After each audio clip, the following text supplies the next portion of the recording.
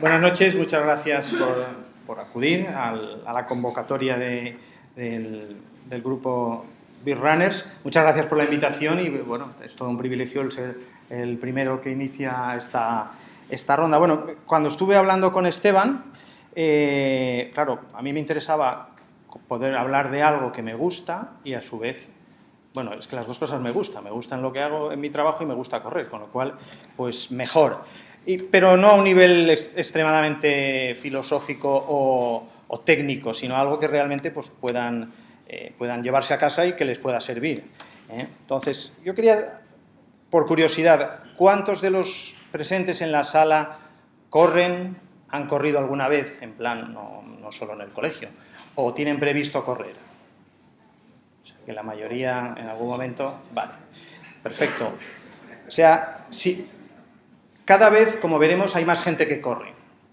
Pero lo curioso es que hasta un 65% de todos los corredores habituales presentan cada año, es decir, una vez al año, por lo menos una lesión relacionada con la carrera. O sea, es una actividad podríamos decir, de alto riesgo. Es decir, 65% de personas se va a lesionar todos los años.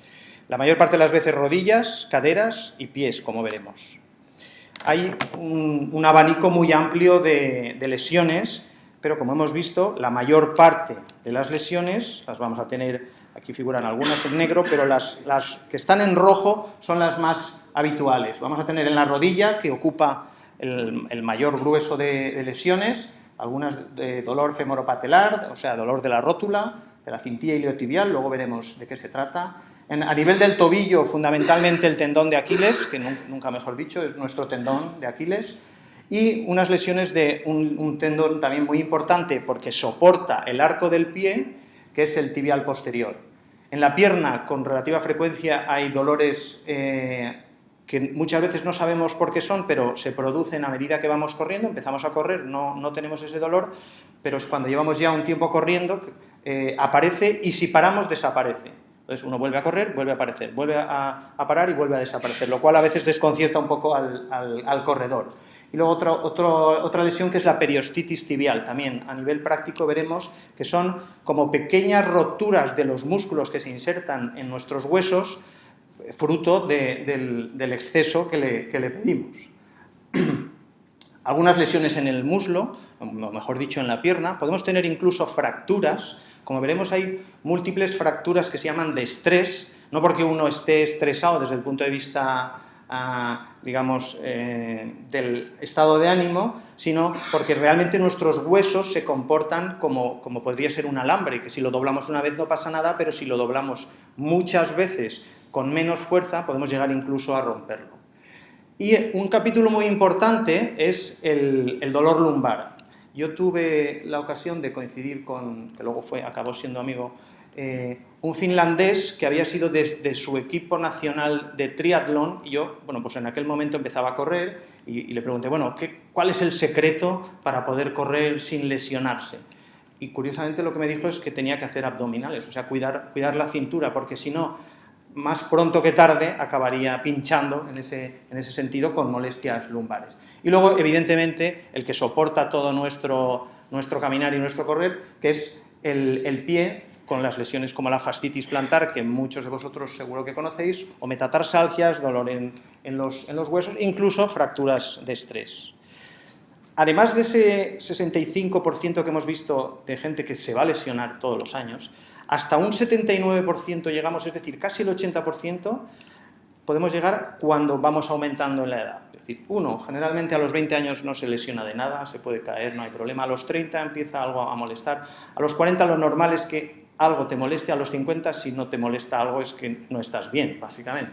Entonces, globalmente estas lesiones reaparecen casi en la mitad de los... Es decir, uno puede tener una lesión y esa lesión es bastante probable que le vuelva a aparecer, si sigue corriendo, lógicamente. Si todo está así tan complicado y es un deporte de alto riesgo, por lo menos porcentualmente, tenemos mucho riesgo de lesionarnos, la pregunta que yo os haría es ¿por qué corres? ¿No? Si esto realmente... O ¿qué me haría a mí mismo? ¿Por qué corro? Y lo curioso es también por qué cada vez hay más gente que corre, ¿no? Eso, algo tiene que haber que a veces, como creo que coincidiréis conmigo, no llegamos a entender. Mucha gente empieza corriendo por salud en el sentido de que quiere mejorar. Pues, y en mi caso yo quería bajar el colesterol, que en mi familia estaba muy alto y pues genéticamente teníamos o seguimos teniendo ese problema, pero el único que no tomaba medicación era yo y quería continuar haciéndolo. Bueno, pues la única opción que tuve fue empezar a correr. Esa fue la motivación inicial, pero no es la motivación actual. La motivación actual es porque me gusta, básicamente. Si vemos en una gráfica desde el año 1980 hasta el año 2014, eso es el crecimiento que ha tenido el número de gente que termina un maratón en Estados Unidos. Es decir, aquí desde 143.000 a más de 500.000 de personas que a día de hoy ya las cifras son mayores, pero lógicamente el ascenso es muy importante. Y todavía más importante en el caso de la media maratón, que como saben, pues bueno, hay más gente que hace media maratón, menos gente que hace maratón. Y vamos desde cifras que pueden ser desde 300.000 hasta más de 2 millones de personas que con fecha 2014 han terminado una media maratón. Siempre, lógicamente, la mayoría de estos datos proceden de Estados Unidos. Al final, ¿por qué corremos? Bueno, como dicen los americanos, porque es bueno para nosotros, básicamente. Un estudio muy bien hecho y muy bien documentado, que se recogieron los datos de 120.000 corredores que les han ido siguiendo desde el año 1991. Básicamente, las conclusiones a las que se llegaba es que la carrera, es decir, el correr con frecuencia, mejora la situación cardiovascular y previene muchas de las enfermedades, pero también disminuye la obesidad o la aparición de obesidad con el paso de los años, disminuye la incidencia de infartos tanto cardíacos como a nivel cerebral, disminuye la incidencia de enfermedades relacionadas con el cáncer y disminuye también la incidencia de la depresión. Con lo cual, bueno, pues a priori, aunque es un deporte de alto riesgo, parece que tiene bastantes y muy importantes ventajas. A día de hoy, según los números que se calculan, más o menos existen 20 millones de norteamericanos que corren. Como saben, Estados Unidos es un país de contrastes. También es uno de los países con mayor nivel de obesidad del mundo, con lo cual, bueno, por una parte, gente que se cuida y gente que hace actividad deportiva, y por otra parte, gente que se descuida mucho. Esta es un poco la escalera más o menos típica del corredor cuando empieza. Cuando uno empieza, pues a lo mejor por la causa que sea, por la motivación que sea, como hemos dicho antes, empieza y a lo mejor el reto es correr 1 kilómetro. Bueno, pues ya está, o puede correr o un poquito más. Al cabo de un mes o al cabo de un tiempo pueden ser correr 2 kilómetros y es a partir de los 5 kilómetros cuando ya empieza a haber algún tipo de carreras populares en las que uno, pues ya la cosa se va animando. Cuando uno hace una carrera popular de 5 kilómetros, la siguiente es la de 10. Ya uno dice, bueno, si puedo 5, pues 10 voy a poder. A veces hay carreras intermedias, aunque muy pocas, de 15, etc. Ya cuando uno hace la de 10 o 2 o 3 veces, dice, bueno, vamos a por la media maratón, ¿no? Porque ya eso suena media maratón, o sea, eso ya suena muy bien. Y a partir de ahí ya la gente como que coge 2 rutas alternativas. El que dice, no, yo me voy ahora al triatlón y a todo lo que haga falta, ¿no? Muchas veces estos corredores se dan cuenta que para el triatlón necesitas mucho tiempo, necesitas entrenar bicicleta, necesitas correr y necesitas nadar. Y bueno, y estar fuerte en esas 3 actividades, con lo cual, pues al final más gente se va hacia el maratón.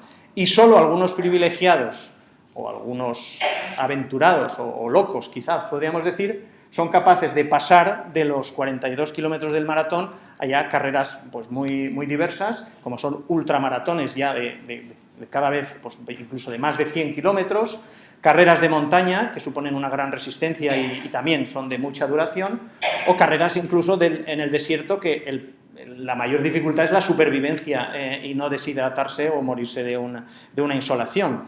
O también otras múltiples carreras que han surgido en los últimos años, como son las carreras tipo Spartan, en las que realmente uno parece un soldado de la antigua Esparta porque vamos, se enfrenta contra todos los medios, ¿no?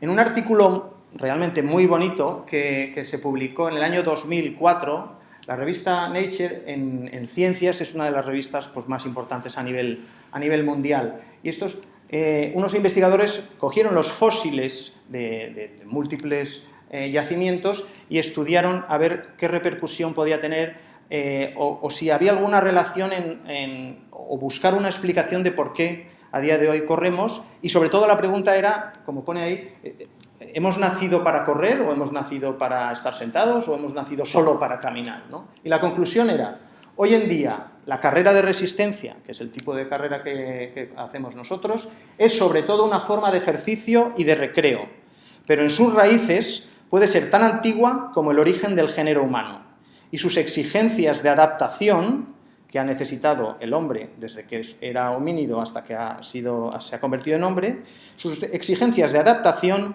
han contribuido en gran manera a la forma actual del cuerpo humano. Es decir, nuestro cuerpo es como es.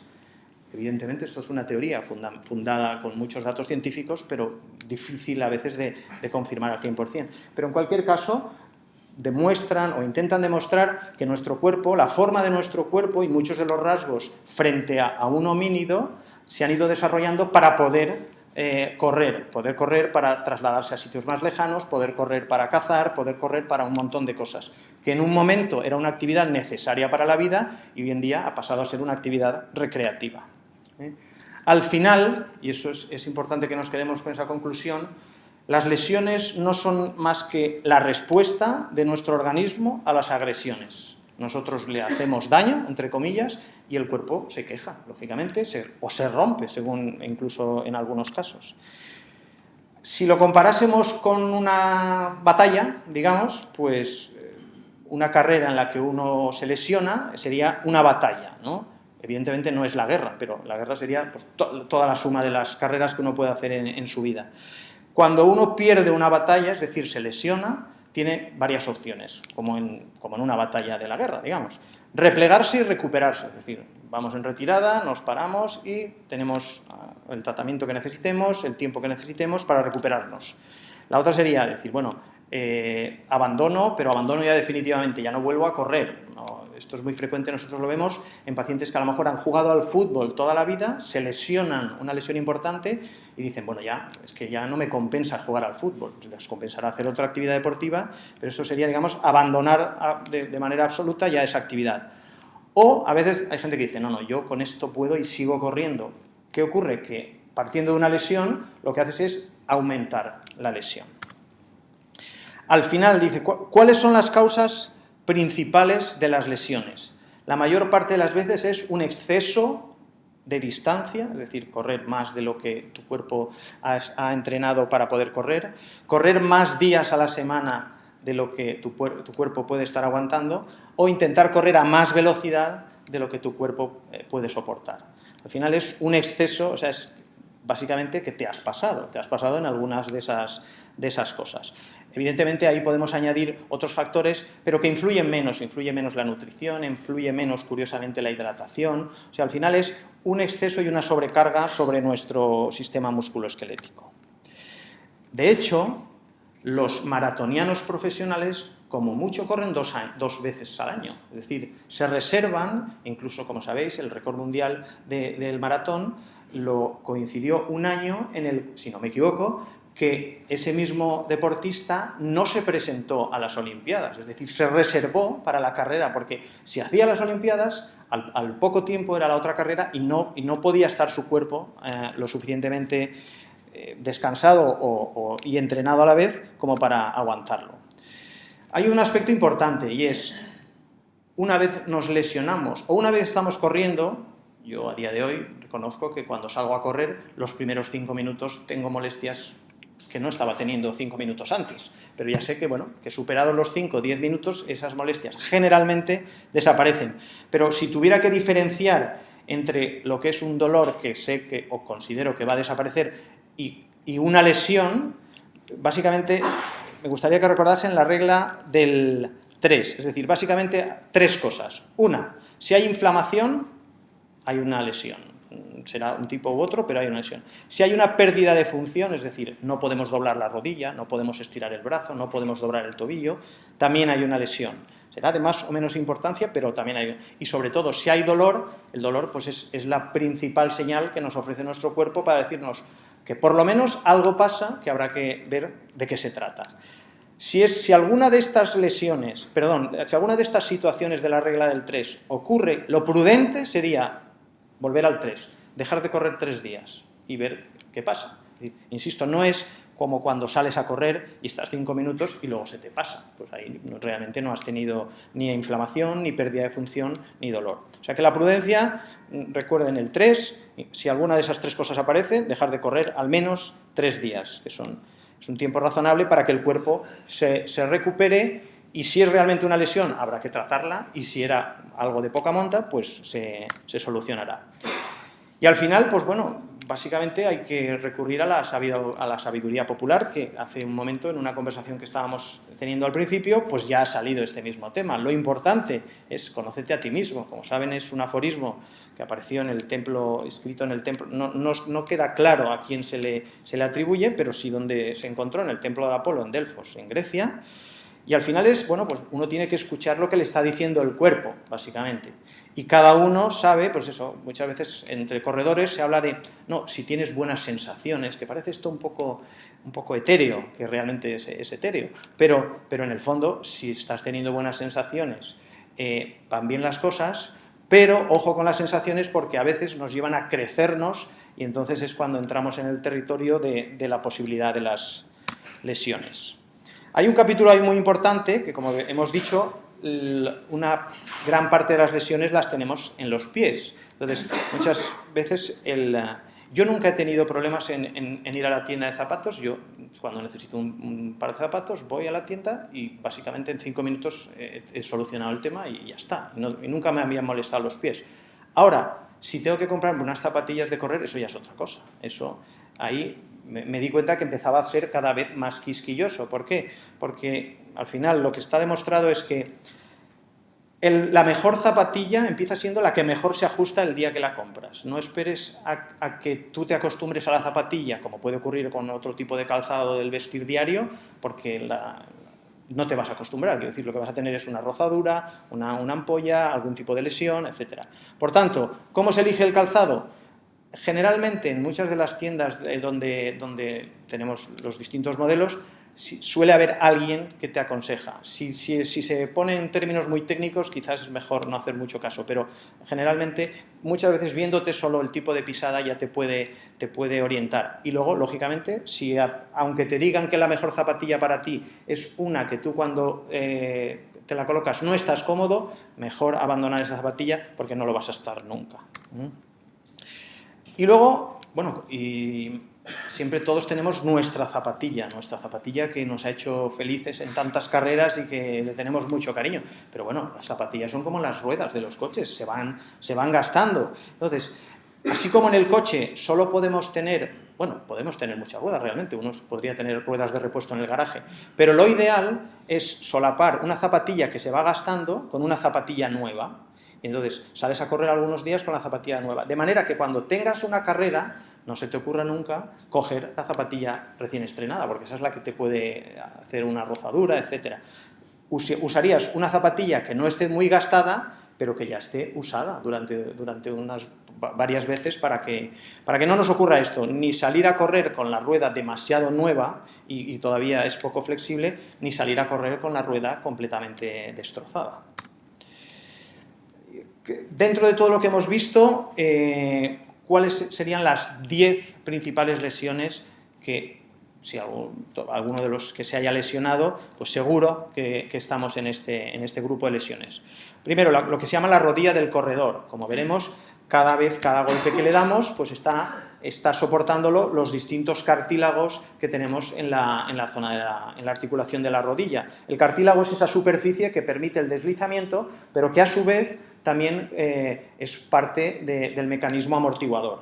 El tendón de Aquiles, como hemos dicho, en cada zancada que damos le provocamos una tracción y una contracción a ese tendón. Las lesiones de los isquiotibiales, ahora veremos, en la parte posterior del muslo, la fascitis plantar, prácticamente todo corredor en algún momento ha tenido una fascitis plantar, la periostitis tibial, esos dolores en la parte anterior de la pierna. La cintilla iliotibial no es tan frecuente, pero es muy limitante y a veces es difícil de solucionar. Ahora lo veremos. Fracturas de estrés en distintos huesos.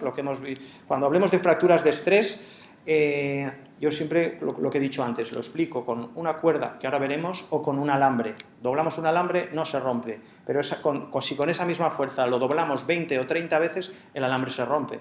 ¿Somos más fuertes? No. Lo que pasa es que hemos ido aumentando la tensión en ese material. Calambres musculares, bueno, pues en carreras largas, como ahora veremos. Y luego, bueno, múltiples e infinitas tendinitis de distintas zonas del cuerpo o tendinosis, que ahora veremos un poco la diferencia que hay entre lo que es una inflamación aguda, que sería una tendinitis, y lo que es una tendinosis, donde ya existe un cambio en la estructura de ese tendón que ya no tiene vuelta atrás, básicamente. Puede dejar de doler, pero ya no se recupera ese tendón. Y evidentemente en carreras, o según el calzado que se utilice, pues la presencia de ampollas. La rodilla del corredor. Básicamente aquí lo que tenemos es una imagen de resonancia magnética en la parte inferior derecha, ahí la parte anterior es la rótula y el tendón que tenemos hacia abajo es como si fuera una cuerda deshilachada. Si nos fijamos en la foto de la persona que está en esta plataforma, realmente en el momento de pisar se le desequilibra tanto la pelvis como la rodilla como la parte del tobillo. Es decir, ese pie, ahora insistiremos en eso, es lo que se llama la pronación o hiperpronación habitual, es decir, en esa pisada es como si se hundiese el arco del pie, y eso es una causa muy habitual de múltiples lesiones. El tendón de Aquiles está sometido a mucho estrés y se retrae y puede inflamarse de manera habitual, y llega a ser incluso el 11% de las lesiones en los corredores, con lo cual, a nivel práctico, cuando uno va a una carrera popular, puede decir que 1 de cada 10 tiene o ha tenido o va a tener una lesión del tendón de Aquiles, que varía desde una inflamación simple, una tendinosis en las cuales ya es un tendón engrosado y doloroso, o incluso, en algunos casos más exagerados, o en el arranque de una carrera de velocidad, puede haber una rotura completa de ese tendón.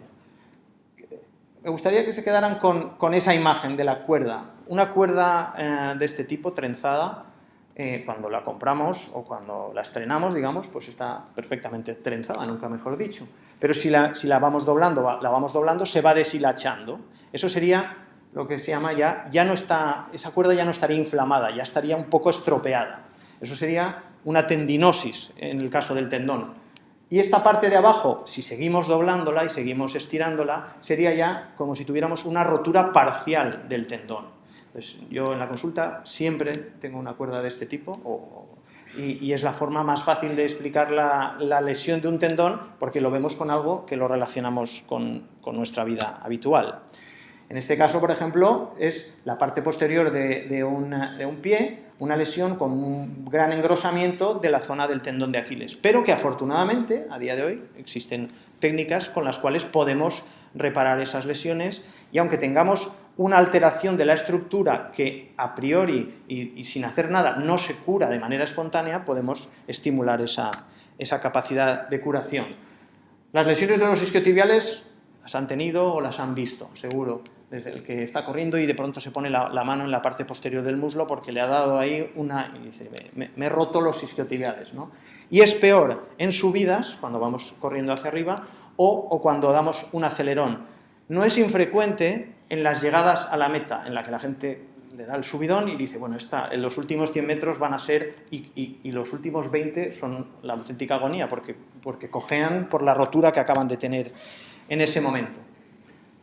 En el pie, el 15% de las lesiones son en el pie, o sea, una parte importante. Como hemos visto, la que más se lesiona es la rodilla, está en el 40%, pero el pie se lleva un buen capazo de lesiones.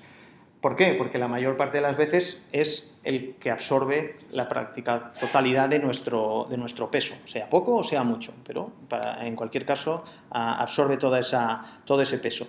Y la fascitis plantar, aunque el término de fascitis nos hace recordar a lo que es una inflamación, todo lo que acaba en itis, que generalmente se ha descrito como algo que es una inflamación, la verdadera causa de esa fascitis en el corredor no es una inflamación en su origen, aunque puede haber tejido inflamatorio, lógicamente, sino la sobrecarga mecánica, otra vez repetitiva. Si nos imaginamos la fascia como una cuerda trenzada como la que hemos visto antes, ocurriría lo mismo, empezaría a romperse poco a poco y eso es el responsable de que genere dolor. Y tradicionalmente y característicamente, y el que lo ha sufrido o lo ha experimentado lo sabe bien, el dolor es peor por la mañana, es como si se encogiese esa estructura y cuando pisamos el suelo recién levantados, que en teoría hemos descansado, es cuando más nos molesta. La periostitis tibial es muy frecuente, pero sobre todo también en gente más joven. ¿Por qué? Porque precisamente es la inflamación de una estructura que recubre los huesos, el periósteo, que es mucho mayor y mucho más presente en gente joven. En el fondo notan como si fuera un pinchazo en esa zona y lo que ocurre es realmente como si se arrancasen trocitos de músculo por el impacto repetido. Si uno no ha tenido nunca eso, es que bueno, ya es corredor maduro, digamos. La cintilla iliotibial, en la parte lateral de la pierna, tenemos una estructura que viene desde la pelvis y que llega hasta la parte de la rodilla, a la tibia, que es como si dijéramos el muro que nos hace de contención en la parte lateral del muslo. Y esa es la cintilla iliotibial. ¿Qué ocurre? Que esa cintilla, cuando estamos con la rodilla en extensión, es como si estuviera en esta zona, y cuando estamos con la rodilla en flexión, como si estuviera atrás. Entonces, en cada zancada, o incluso al caminar, pasa de adelante a atrás, de adelante a atrás, de adelante a atrás, y produce un roce en la parte lateral de la rodilla. Un roce que nuestro cuerpo está preparado para ese roce, porque tiene una serie de bolsas que permiten ese deslizamiento. Lo que no está preparado es para que le demos millones de veces y con gran impacto. Entonces es cuando se puede producir una lesión. Lógicamente, dependiendo de la forma de las piernas y dependiendo de la pisada que tenga el corredor, la posibilidad de que esto aparezca es mayor o es menor. La fractura de estrés, que hemos dicho antes, tiene una historia clínica muy característica y se diagnostica cuando uno tiene experiencia, pues al principio, cuando todavía en la radiografía no se ha visto. La historia característica es, por ejemplo, hace unos días, una persona que empieza a correr una carrera popular y de 21 kilómetros, una media maratón, y en el kilómetro 14 nota un dolor muy intenso en el pie, pero sigue corriendo, porque ya tal, no sé qué, sigue corriendo, cojeando, confiando que al día siguiente o a los 2 días se le pasaría. Lleva 4 días y el dolor no mejora. Bueno, una radiografía que a priori no demuestra nada en la radiografía. Si hiciéramos en ese momento una resonancia ya se ve, porque ya hay unos cambios, pero ya clínicamente eso sabes que es una fractura de estrés. A los pocos días pueden ser 15, 20 días, ya empieza a haber un callo y el paciente está mejorando porque ya está pegando la fractura. Y dice, bueno, ¿cómo? Si no me caí, no te caíste, pero le fuiste dando al hueso durante miles de veces y llegó un momento que fue el efecto del alambre. Lo doblamos y de pronto, ¡clac!, se rompió. Los calambres, bueno, pues los calambres, el que haya corrido sobre todo en días de esos de calor y demás, aunque es más por una sobrecarga muscular y por una contracción excesiva que por cambios o por problemas en los electrolitos y en el agua. Siempre se ha identificado con, no, es que no estabas bien hidratado, eso es importante, lógicamente, y tiene que ver, pero sobre todo es porque ha habido una sobrecarga muscular o una contracción muy brusca. Es cuando la famosa expresión de se me sube la bola, ¿no? O sea, se produce una contracción y es un calambre y un dolor muy intenso, que en cuanto consigues estirarlo, pues bueno, pues ya mejora, pero mientras tanto te ha dolido. Lo que decíamos antes de tendinitis y tendinosis. Hoy en día, incluso entre los médicos, hay una controversia, pero durante muchos años solo existía para nosotros la tendinitis. Cualquier lesión, cualquier alteración de los tendones era una tendinitis. Lo normal es que uno vaya a urgencias, tiene usted una tendinitis, ¿vale? Pero, bueno, y cuando llevo ya 3 meses con la tendinitis sigue siendo... Entonces, una tendinitis básicamente es una inflamación aguda que se va a solucionar y va a curar con ayuda o sin ayuda, pero se va a volver a la estructura normal y original. En una tendinosis es la cuerda esa que hemos visto que empieza a deshilacharse. Esa cuerda, por mucho que le hagamos, esa cuerda ya no vuelve a ser la cuerda original. Es decir, puede aguantar, puede que ese tendón, con esa tendinosis, deje de doler, quizás si le damos menos intensidad, pero lo que no va a hacer es volver. ¿Por qué? Porque con el paso del tiempo perdemos la capacidad que teníamos recién nacidos o en la vida durante el feto, teníamos una capacidad de regenerar cualquiera de nuestros tejidos. Sin embargo, desde el mismo momento del nacimiento esa capacidad la vamos perdiendo. No la perdemos absolutamente, pero vamos perdiendo una parte importante. Lo que hemos dicho antes, eso sería ya una tendinitis. No hay manera de, aunque le diéramos ahí unas suturas y demás, nunca va a volver a ser la cuerda original. Si uno tuviera que escalar con esta cuerda, no estaría dispuesto a escalar con esto. Diría, no, a mí una cuerda, hay que comprar una cuerda nueva. Sin embargo, sí que estamos dispuestos a correr con un tendón así, o a correr con un tendón así. Bueno, evidentemente el riesgo es distinto. Las lesiones del tendón tibial posterior. El tendón tibial posterior es un tendón que tenemos en la parte interna del tobillo, pero que es uno de los principales responsables para que tengamos un pie con más o menos arco o que sea más o menos plano. La imagen típica si uno tiene los dos pies planos, pero funciona así desde siempre, eso no es un problema del tendón. Y si tiene unos pies muy cabos, con mucho arco desde siempre, y los dos están igual, tampoco es un problema. El problema es cuando tenemos unos pies como estos, que en el derecho tenemos un eje que está equilibrado, y en el izquierdo, sin embargo, tenemos como si el pie se ha caído hacia adentro. ¿Por qué? Porque la estructura que hacía de arco interno, que estaba soportada por el tibial posterior, por ese tendón, ha fallado. Se ha roto, se ha elongado o cualquier opción. Y al final, en ese tipo de pacientes lo que vemos es que cuando se hace una prueba de carrera sobre cinta, en el momento del impacto, como se ve en esa imagen, la pierna parece que vaya en una dirección y el pie en otra dirección. En ese cambio de dirección es donde se lesiona o ya se ha lesionado el tendón tibial posterior, y eso origina luego toda una cascada de lesiones, por eso la frecuencia de lesiones en el pie. Y ahí entramos en el mundo de pronadores, supinadores y todas estas cosas que saben que en el mundo de los corredores es, yo me he comprado unas zapatillas supinadoras, unas zapatillas pronadoras. Bueno, en fin, lo ideal, lo mejor es una zapatilla neutra y ya ir adaptando según las necesidades. Pero a nivel práctico, si uno pisa, digamos, con los pies y se le meten los tobillos hacia adentro, sería una pronación exagerada, y si pisa y los tobillos es como que se abren hacia afuera, que sería este caso, sería una supinación exagerada. El término pronación y supinación son unos términos anatómicos que cuando uno ha estudiado anatomía, pues es lo normal, pero cuando uno está en primera medicina se arma mucho lío, con lo cual hasta que no lo ha oído varios cientos de veces es difícil.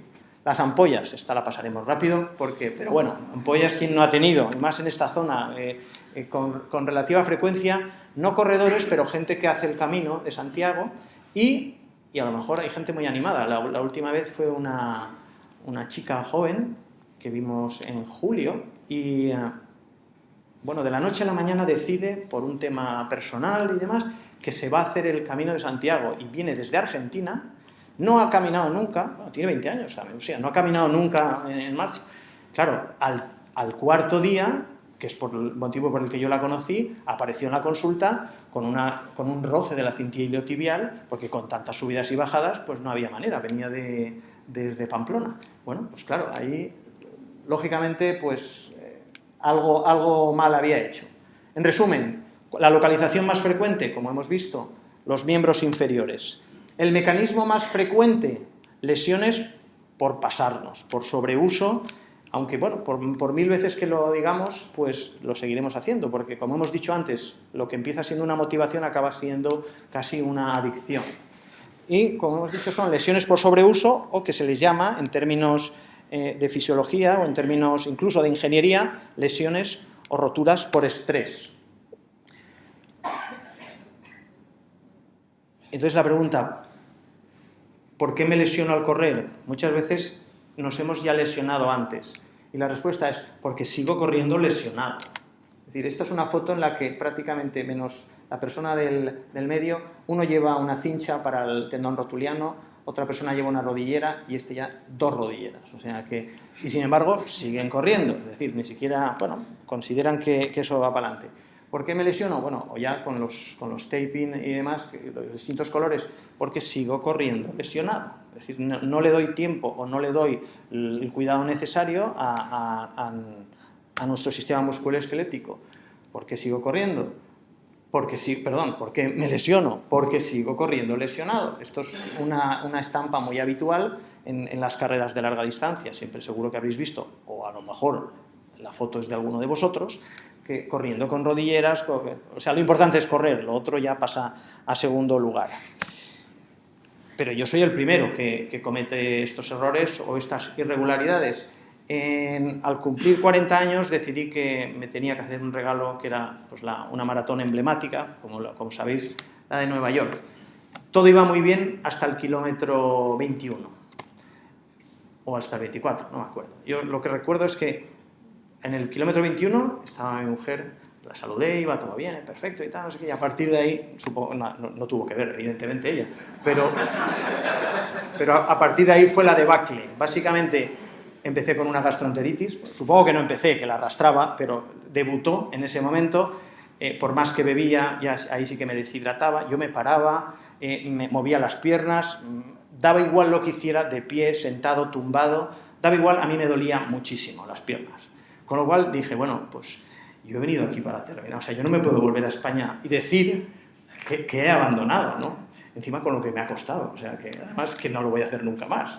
Con lo cual, evidentemente, pues si tenía previsto acabar en 3 horas y cuarto, pues acabé en 3 horas 45. O sea, bueno, pues media hora más de sufrimiento, pero el sufrimiento no fue ese, el sufrimiento fue el que le di a mi mujer en los días siguientes, porque vamos, o sea, yo era como un inútil en Nueva York, o sea, solo podía ir en autobús, no podía ni caminar, ni subir escaleras, ni nada, ¿no? Con lo cual, pues bueno, a veces hay que predicar con el ejemplo, pero reconozco que en la prevención de lesiones, cuando uno es deportista o le gusta esa actividad, es difícil. De cara al tratamiento, bueno, podemos tratar los síntomas, como sabemos, en muchas otras cosas, pero para tener éxito a largo plazo debemos tratar las causas que provocan esas lesiones e intentar reparar los tejidos. La pregunta es, ¿debo seguir corriendo aunque me duela? Hombre, la respuesta es no, pero lo que uno haga, pues ya, lo que uno decida, ¿no? Porque generalmente el dolor es señal de que algo no va bien.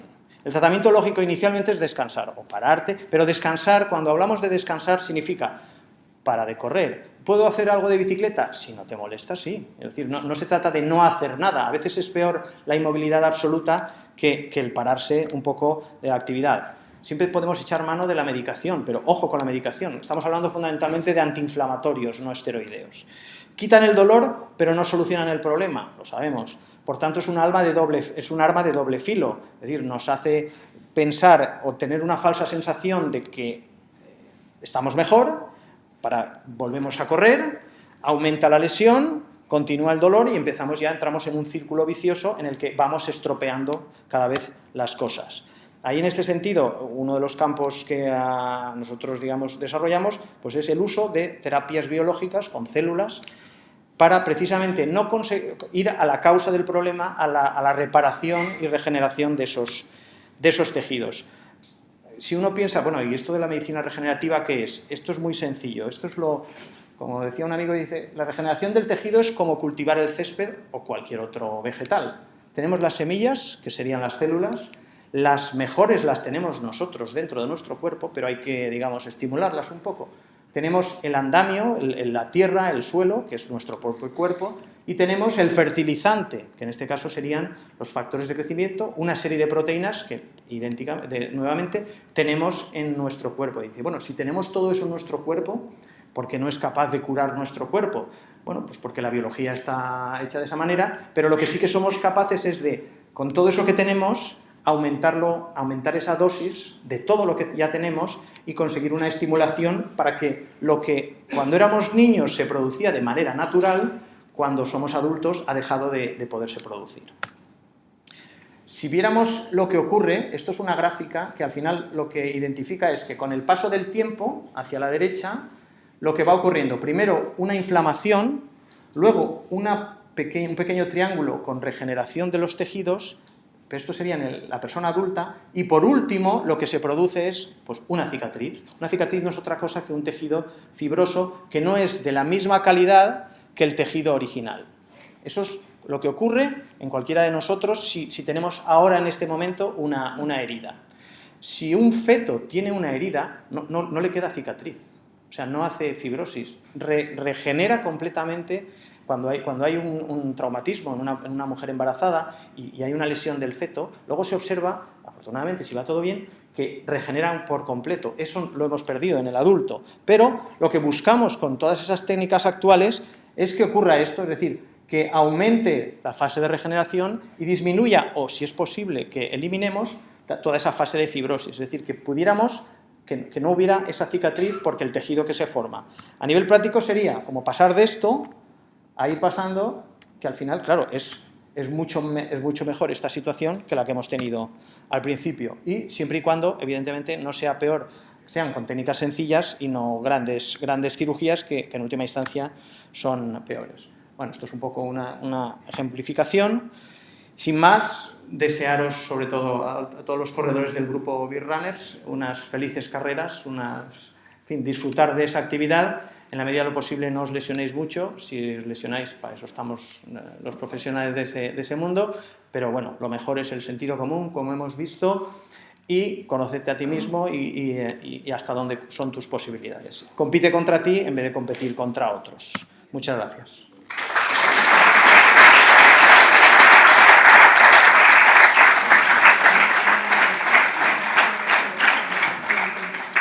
Me comentó Esteban que si hay alguna pregunta o alguna cosa, pues también tenemos tiempo para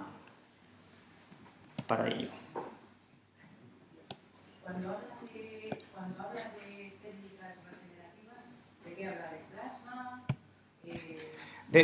Hay como una escalera de tratamientos. Lo más sencillo de entrada es el plasma rico en plaquetas. A partir de ahí ya podemos obtener células madre de diversos tejidos, fundamentalmente de la médula ósea y de la grasa. Curiosamente, la grasa se ha convertido en uno de los fuentes de células madre más abundantes y más disponibles, lo cual no significa que una persona obesa tenga mejores células madre, tiene más, posiblemente porque tiene todo ese tejido, pero no son de mejor calidad.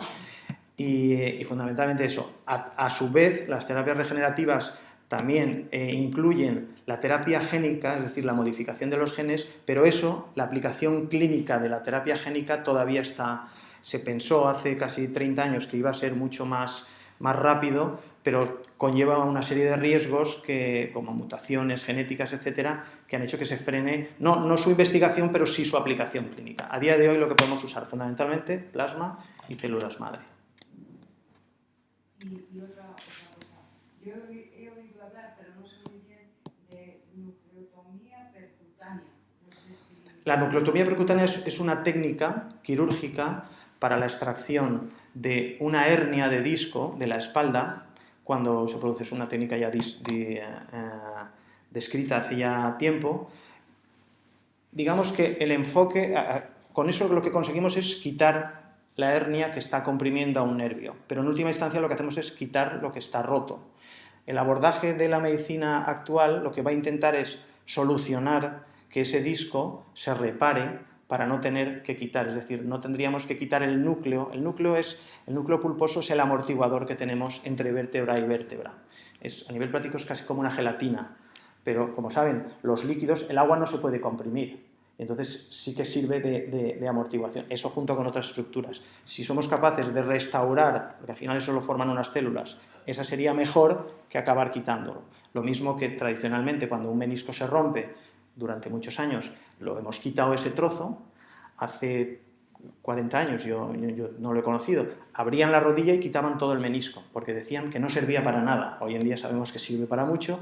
Cada vez, si hay que quitar un trozo de menisco, hay que ser muy conservador y con técnicas mediante una artroscopia, son pequeñas incisiones, y quitar muy poco, pero aún así tiene sus consecuencias, con lo cual el siguiente paso será reparar esas lesiones, que por otra parte habrá lesiones que posiblemente nosotros no llegaremos a conocer porque, en fin, los tejidos se van deteriorando y tampoco esas terapias van a ser el no va más o la solución para todo. Pero sí, en muchos casos, o en un porcentaje muy importante de lesiones que hasta ahora, pues lo que podíamos hacer era sustituir una articulación cuando ya estaba destruida o quitar algo si molestaba, básicamente. Pues muchas gracias por la atención.